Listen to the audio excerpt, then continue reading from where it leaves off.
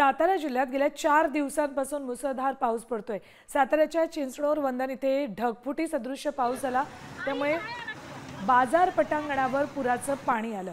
ओढ्याला आलेल्या पुरामुळे 4 ते 5 गाड्या पाण्यात फसल्या। ग्रामस्थांच्या सतर्कतेमुळे आणि जेसीबीच्या मदतीने या फसलेल्या गाड्या सुरक्षित बाहेर काढण्यात आल्या।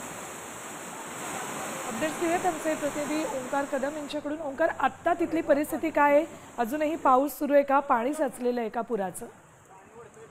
चिंचणोर वंदनात असं नाही तर संपूर्ण सातारा जिल्ह्याला पावसानं प्रचंड प्रमाणात झोडपून काढलेलं पाहायला मिळतंय आणि त्यामुळेच काही ठिकाणी ढगफुटी सदृश्य पाऊस झालाय आणि या पावसामुळे ओढ्या नाल्यांना आलेले पूर आहेत, हे पुराचं पाणी जेव्हा गावांमध्ये घुसलं त्यावेळेस ही अशी परिस्थिती निर्माण झाली।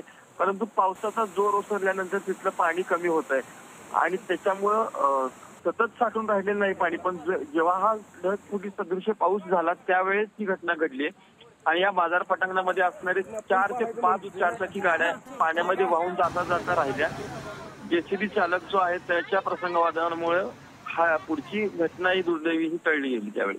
ओंकार, धन्यवाद संपूर्ण माहितीसाठी। तर कार पाण्यात फसल्या होत्या आणि त्या अखेर जेसीबीच्या मदतीने काढण्यात आल्या।